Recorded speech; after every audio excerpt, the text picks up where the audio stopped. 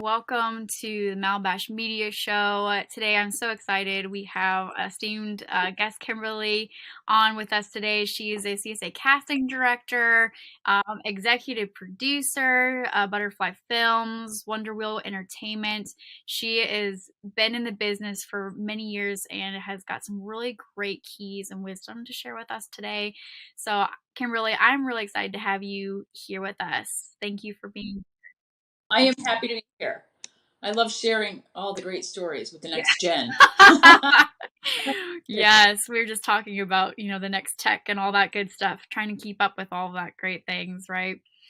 So, so yes, great to have you here. And I kind of wanted to ask a little bit of, what got you started in the business, your background, how you got to be a CSA casting director, what that entails, and tell us a little bit about your movie that you're doing now. I know it's like a Christmas movie, so there's a lot of excitement there, and maybe some good things of like we'll start there and then we'll just continue on. But I wanted to ask later, what are some things that you look for as a casting director? What are things that turn completely kind of like an interview process, right?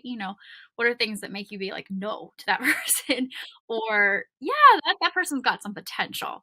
So Well, it is so yeah. funny your question about what drew me to this career, and it's funny. It's how far do I dial it back? Do I dial it to the accidental interview, or do I even dial it back to seeing my first Broadway show in New York? Because I grew up in Connecticut. So the big things, my family, both of my parents were originally from Arkansas. So I remember as a young teen going to see my first Broadway show and thinking, wow, what a cool job those people have. Like, an important part of those people. Like, who are those people? Because if you go over to a small town, you don't really know those people. So I hadn't seen theater before, but seeing that Broadway show, my mother was very disappointed because it wasn't a huge pomp and circumstance show. So my first show was Chorus Line. But I loved that my first show was Chorus Line because it really chronicles, what it's like as an actor to get into the business, to be auditioning, and then the big showing number in the end. So that was a first imprint, which I do recall thinking, what a cool job those people have. And then I then decide to change my major in college to theater. I'd been studying education, but after my year in Edinburgh, Scotland, studying, a friend of mine said, because she had graduated and was teaching when I went back for my second term, she said, if you don't teach right away in your 20s, I wouldn't. So then I went back to college. Started my first year at American University, traveled in international educational performance group Up With People. And after that year going back to college, I thought she is absolutely right. I cannot be stuck in some small town somewhere, USA, being a teacher in my 20s. I'll just do that when I'm 40. So I then did change my major in college from education to theater. Thank heavens, and my lovely, lovely professor, Gail, whom I'm still in touch with today, she's just an inspiration in my life. She said, I will allow you to transfer from education to theater, but everyone in this department must know you. So it was saying that I really had to dial it up and make sure I was involved in everything I needed to be involved in. And in the end, it was very funny because I think people knew me more in the department than some other people who'd been there, for 4 years, because I really made sure I was showing up at everything and doing as much as I could do and learning as much as I could learn, because I still wanted to graduate on time. Because on time for me, as we've just noted, was a year in Scotland and a year in Up With People. So I was already on the 6 years in school plan. So I really wanted to finish just so I could go get out in the world and actually do something. And it was, again, back to American University. So as we're dialing it up to how I got involved in my amazing job, was that a friend was a master's student at American University, and she interviewed for a job in Washington, D.C. to be a casting director. And because she had her master's, she said, they don't pay very much, so why don't you interview in case I don't want the job? Well, as luck would have it, they didn't actually offer the job. They offered me the job.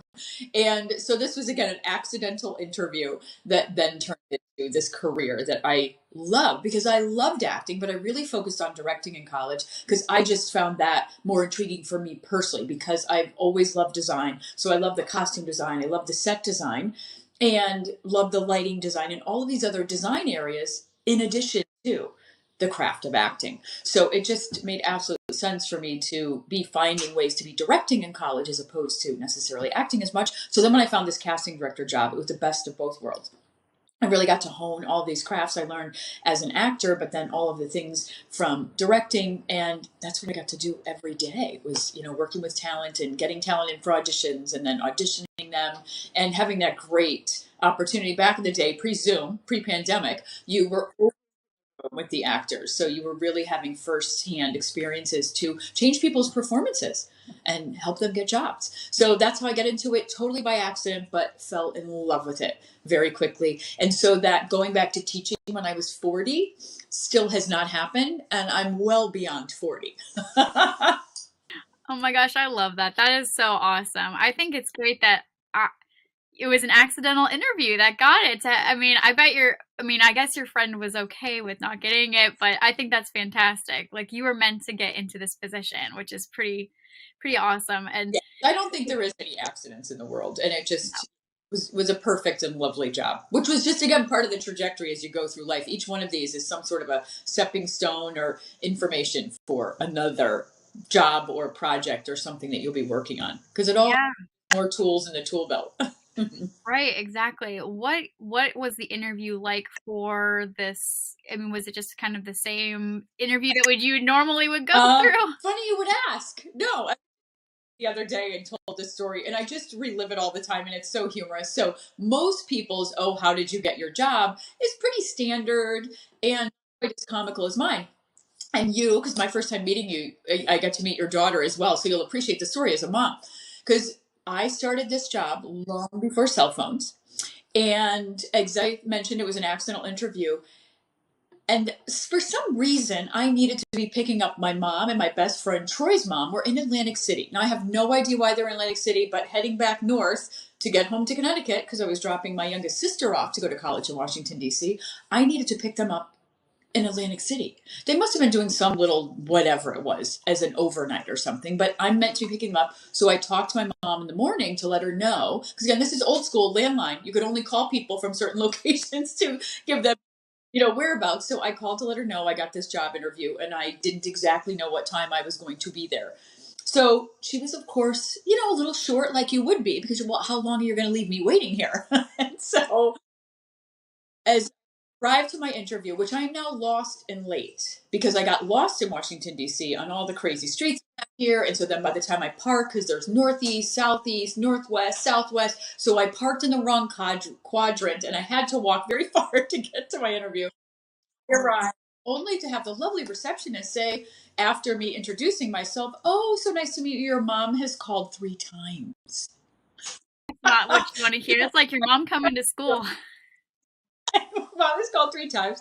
I thought, okay, great, thank you so much. You can't say much because if you're not saying nice things about your mom in a job interview, you're so not getting hired. Yeah, that's so true. Then I go sit down on my interview with one of the two owners, and I only had 2 resumes with me because I wasn't even planning on a job interview. And again, this is old school. People did not have printers at home. You had to rely on your parents for doing all typing and printing and these things. So my father gave me 2 copies of my resume before I left. Center justified name, left justified name. So I had given one away in the morning at American to the recruiting office saying, "Oh, yeah, sure. If I move back to the area, I'd happily recruit, do the recruiting tours." So I only had one left. And of course, they asked me for 2 when they asked for my resume. "How do you have 2?" Because there was 2 partners from the company. And I said, "Oh, no, I'm so sorry. I only have one." So I'm like, okay, now I've lost. I'm late. I have one resume. My mother has called 3 times. So of course, most people by now would be crumbling in the Yes. interview. But I knew from acting class, showtime. Wow, good for you. Oh my gosh.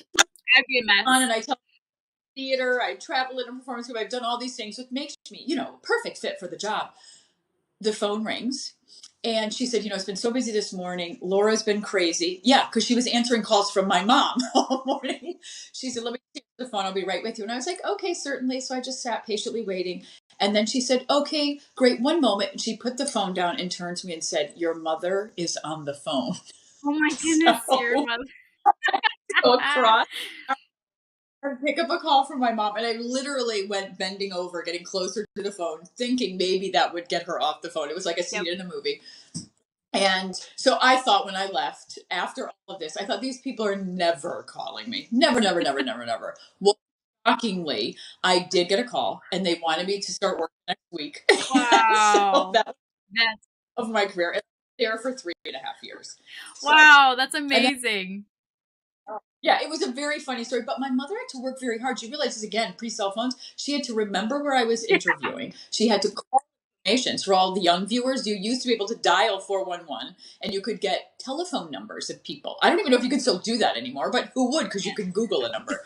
But she had information and go to a payphone with coins to actually call to say, be safe on your drive.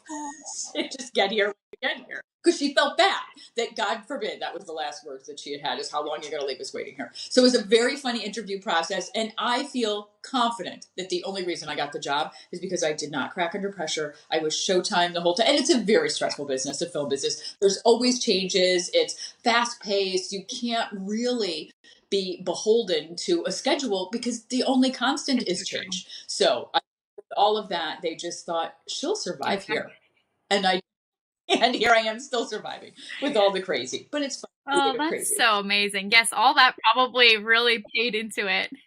Your mom is a part of the success story, maybe? I love Yeah, it. so I just rolled with Wow, it. that's fantastic. Because I know a lot of people, can barely go to a regular interview, and then when you have to add in the fact that it's a more of a cast, yeah, it's a fast pace. You need to be quick on your feet, and you need to think quick, and you need to have your face all ready and put together and be in that mindset. It's completely difficult. Yes. So that's pretty high praise. Um, Tell me a little bit about, you're working on a movie right now as executive producer, so congratulations on that. Tell us a little bit about that, and if you can, that is. Oh no, I absolutely can. I am happy to tell people about it. So there's a couple of different projects I'm working on, and what had transitioned over the years because I'm still casting, which is definitely my first love in the business. But I quickly, in helping independent filmmakers who were working on all of these large films, started producing for them because they needed help. And that help, having learned so much from producers on these huge films that I got started on in Washington, D.C. I was then casting and producing these films and was always really helping out the directors because obviously I'd had this director background. And so over the years, I've also produced shorts and features and then transitioned into. So I keep arranging all these great people I know for these other directors. How about I just do that for myself? That's really what my first love was in college. But in that world of you have to see it to be it, which is why I really love to share these stories, and then particularly with women to help them level up and do jobs they want to do, because you do have to see it to be it. So in these early days of my career, I met some of the biggest directors, Oscar winners. But who would think then when you meet Jim Cameron, Alan Pakula, Sidney Pollack, Jonathan Demme, all these Wow. amazing directors, would you, as a 26-year-old girl, oh, well, I can be a film director too? Because there was just no women doing it. Now there was female costume designers, female production designers, but not directors. So then I just became this producer for all of these other folks to see success with it. And it was only 4 years ago that I started thinking, well, so why don't I do this for myself? If I'm doing it for all these other people and I'm there to catch any balls they might drop, well, I know I'm not going to drop any balls as a director. So let me just surround myself with some great people. And then as you start to turn your energy in that direction, some great scripts came my way. And then in a row, 3 Christmas movies came my way, which was an important subject matter because huge Christmas family. Grew up with a huge Christmas family. You hear the stories about my mom. Obviously, she likes hoopla and holidays. And so we were a big Christmas family. And then unfortunately, suddenly, my father had a heart attack at 63 and so it was disappointing once Christmas started rolling around because we were such a Christmas family. So I grew to not really love Christmas. But I'd still show up and I'd wear my red dress and my little star pins and do whatever I needed to do for the holidays, but I didn't love it as much as I used to because it was just a big missing piece. So the third film that fell on my desk that was another Christmas movie had a woman and daughter who had lost their father and husband.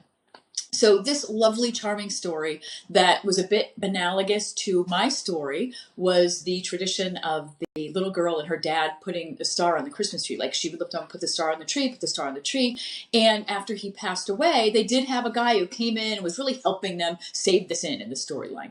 And then she got a message from her dad, a little message from above that said, you can ask Gary to have you put the star on the tree. So for me, making the movie is now putting the star on the tree again. And I fell in love with this great story and that it had this lovely, just personal piece to it as well. So that being said, because I'm a female director, you want to make sure as a female director you're profitable.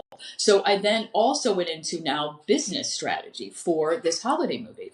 And the original title we weren't necessarily in love with because I'm working with a boutique distributor called Cohen Inc.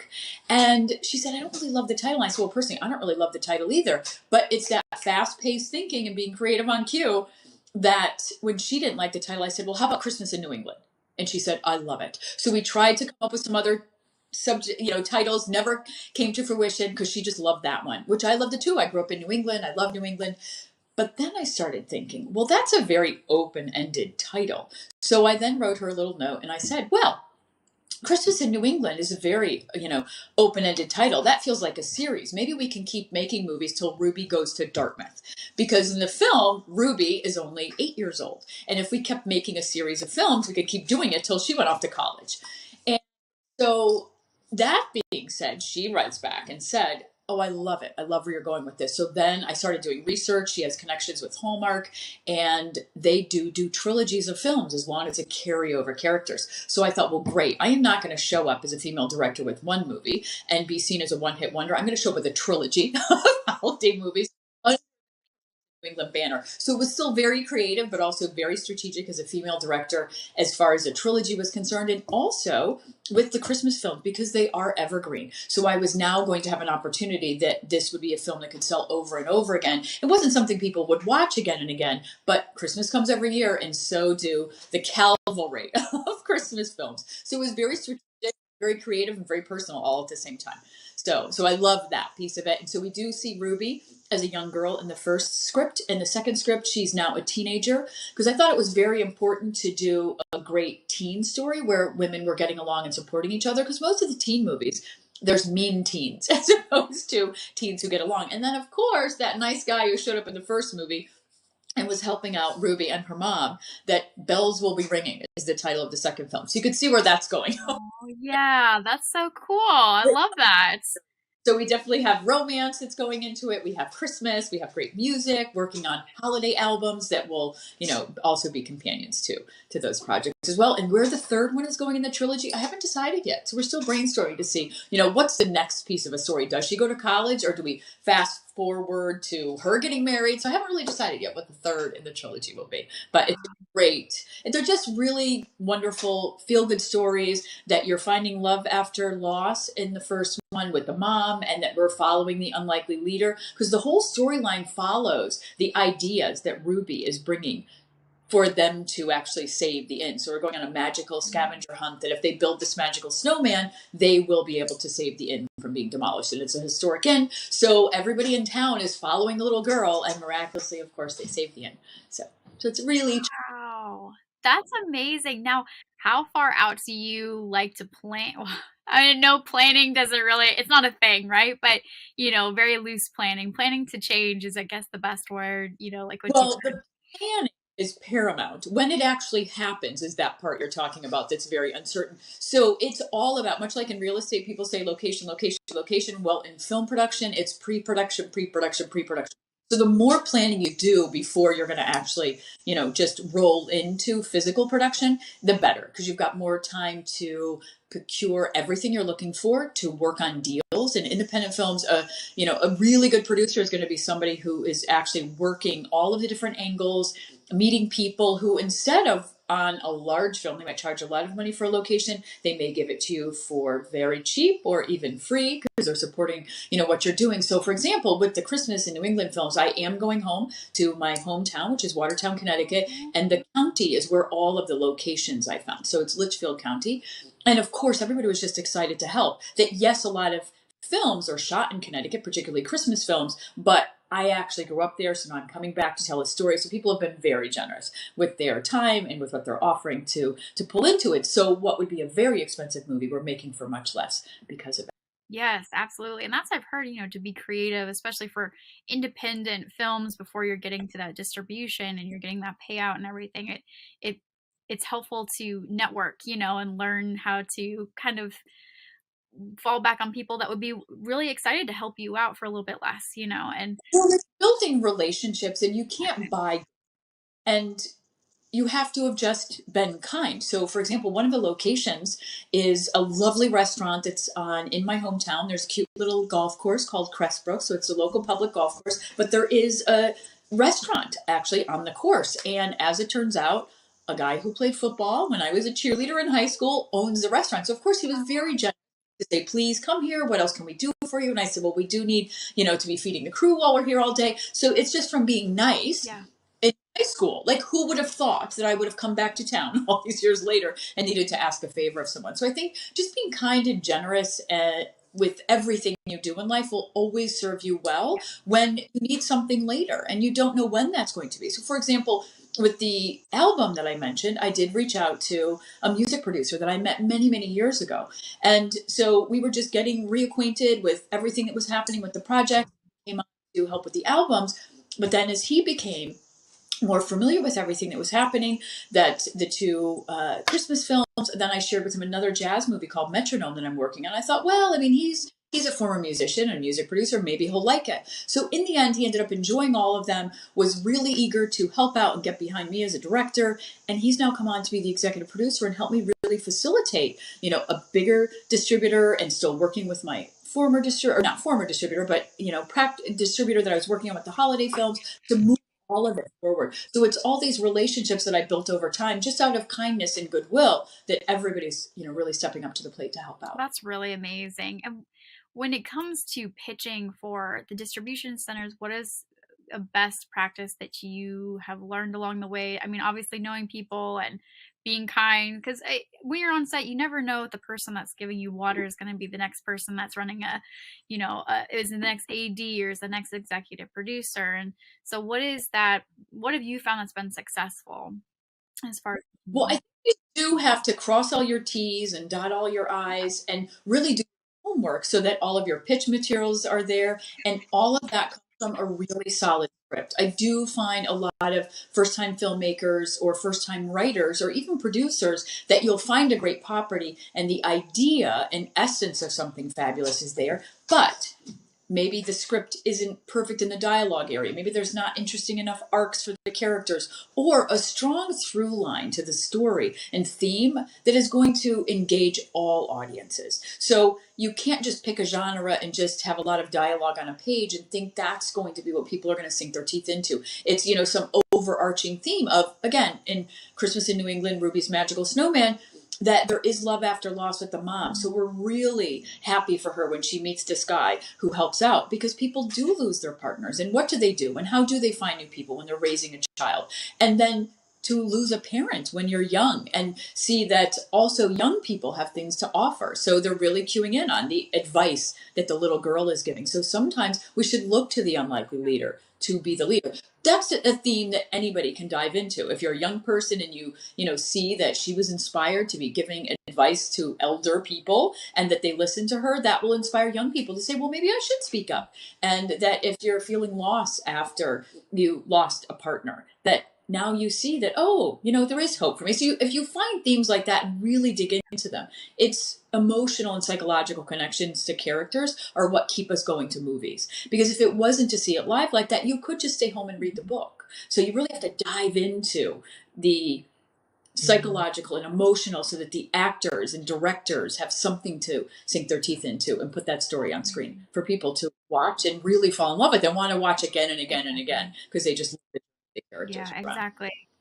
So that's the foundation of it all. But really getting all of those pitch materials together, knowing who you're pitching to, knowing what the film or series is suitable for. I mean, if something is more of an HBO than your network, ABC, CBS, NBC, you need to know the differences there. So you don't want to go pitch something to CBS if it really is a little more out of bounds and pushing the envelope like an HBO show. So you have to know your property so that you are pitching it to all the right people. And just because people have money doesn't mean they're going to invest in film. So I think that sometimes is a misnomer. Oh, they have money, they'll invest. Well, no, because maybe they want to invest their fortune in education or in real estate and maybe not in a risky, but, potentially profitable project like a film. Yeah, absolutely. Now I have two questions for you, but since we're kind of in that realm anyways with what the characters behind what you're pitching, what do you look for when you're casting? What is some things, obviously you want somebody that's gonna fit the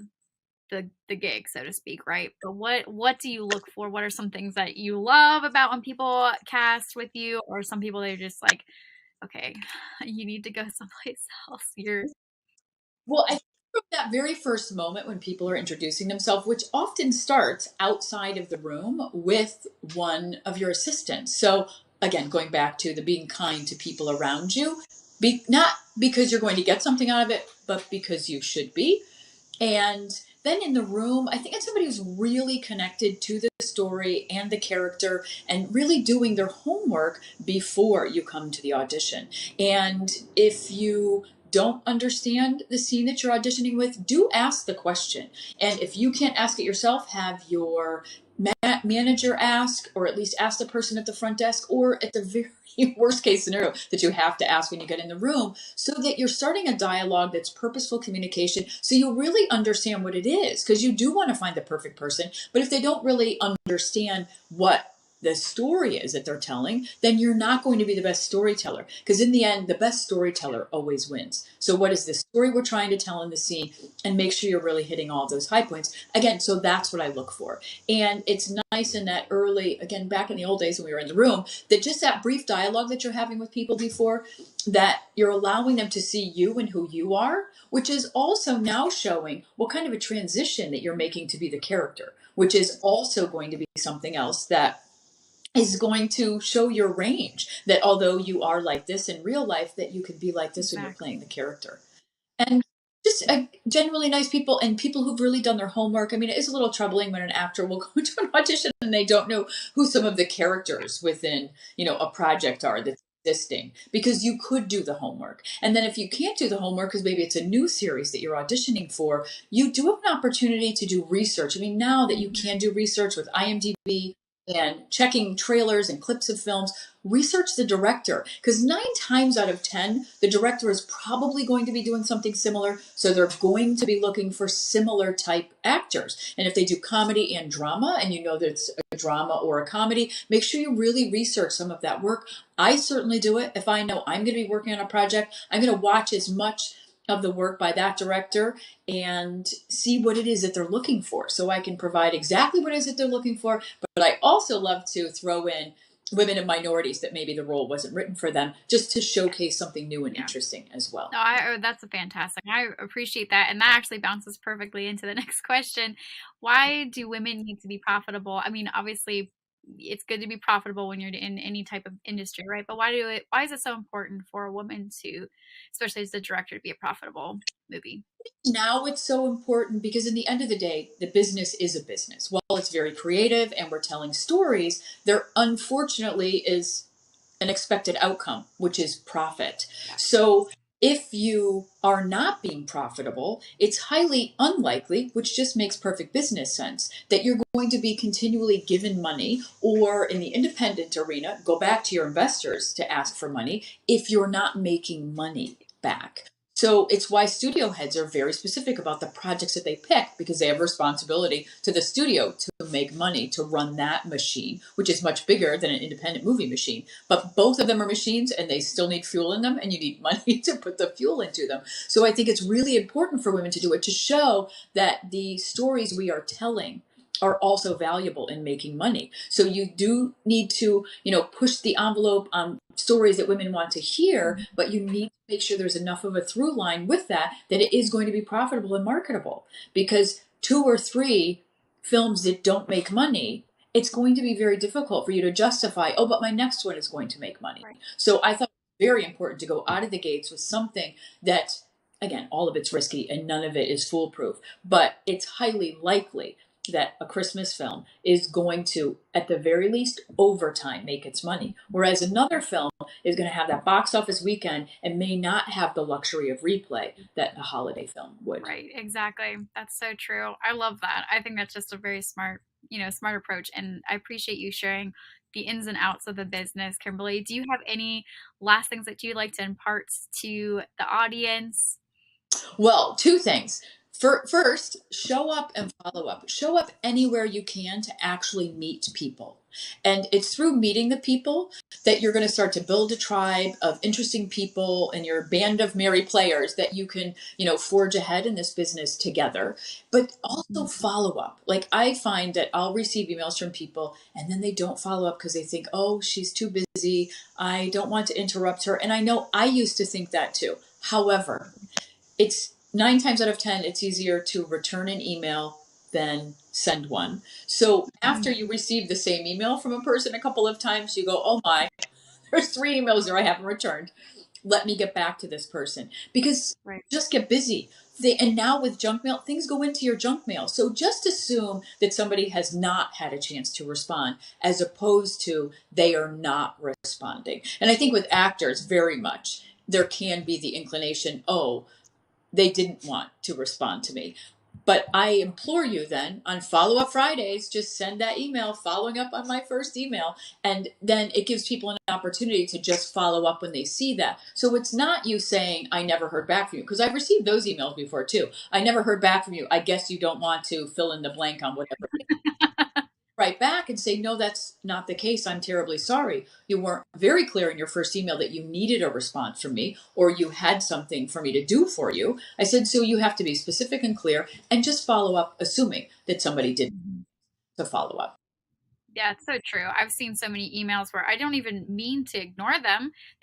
You get so many every day and so many of them are junk, like 50% of them are. And so it just happens and you get busy and exactly, it just kind of goes out of sight, out of mind, right? Second is just tenacity, wherewithal, persistence, but love what you're doing. If at any point you don't love it anymore, I think you could probably find something better to do. I mean, I still get excited. I still love my job after 30 years. And it's not to say it's not difficult. It's not to say there hasn't been hard times. This is not a business for the faint of heart, but I do love that I'm getting other people jobs. I am telling great stories that are socially relevant and are going to change people's lives. And love bringing joy to Yeah. people through storytelling. So it's educating under the guise of entertainment. What could be better? So you just have to be persistent about it. And I once, had someone say to me, I'm like, well, at such and such time, if such doesn't happen, then I don't think I'm going to do it anymore. And they said, yeah, but what if you did it 1 year longer, then that was the time it happened. I thought, you know what? You're right. You can't just put an expiration date on it because we all need to do things to evolve the skills and abilities to be better at whatever it is that we want to do. I am a much better director now than I ever would have been if I started doing it before because I understand so much more of the business. I knew when I was diving into it that I had learned I need to be profitable. I need to pick a genre that's going to be profitable. And I need to also pick a genre that's going to be profitable. What I didn't talk about is that because it's a romantic comedy that takes place during the holidays and isn't really about Christmas, Christmas is creating the urgency in it. It will also translate well overseas. And I learned that through discussions with my distributor that as we discussed how do we market this film, it was really playing up the romantic comedy in other countries, and we can play up the Christmas elements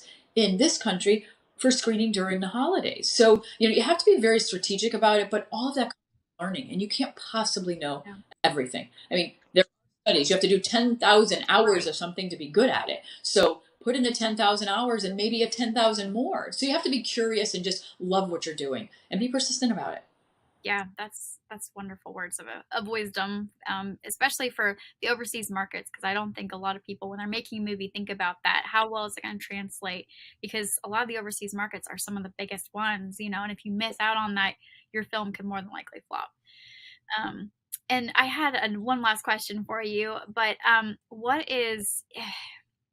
what are some things that you would say are red flags in the business, things to watch out for, maybe people to watch out for? I know you can't say like people in specific those names, but things to watch out for as far as red flags. Because I know in Hollywood, it's that mindset, or in the media industry and entertainment industry, it's the mindset of, oh, I'll do anything it takes. I'll do anything it takes. And it's not always a safe thing to be that way, or have that mindset. So what are some things that are just a few like red flags that you would warn others to be Well, careful I think the first one, particularly, there's a large female audience.